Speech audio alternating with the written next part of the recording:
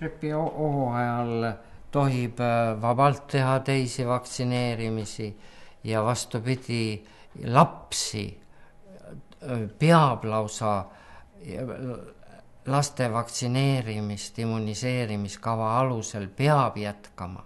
Seda ei tohi katkestada gripihooajal, sest me kujundame ju sellega vastasel juhul suure hulga vastuvõtlikke lapsi erinevate nakkushaiguste suhtes.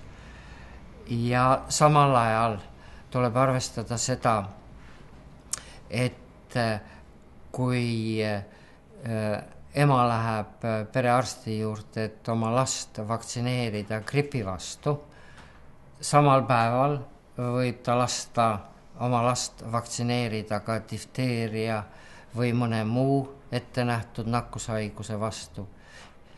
Need vaktsiinid lihtsalt lapsele süstitakse erinevatesse piirkondadesse, erinevatesse lihastesse, ühel ja samal ajal võib seda teha.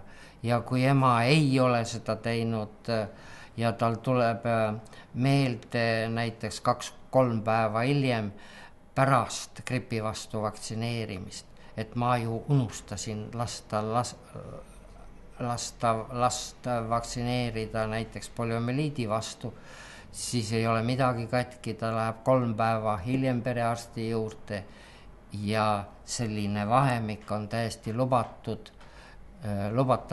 et jätkata lapse vaktsineerimist muude nakkushaiguste vastu. See on täiesti lubamatu olukord, kui niimoodi isegi arstid soovitavad edasi lükata neid vaktsineerimisi. Seda vahel juhtub, et mõned perearstid ütlevad, et ärme nüüd teeme, et laps sai gripivaktsiini. Muidu terve laps talub seda, talle võib seda niimoodi erinevatel aegadel erinevaid vaktsiine süstida.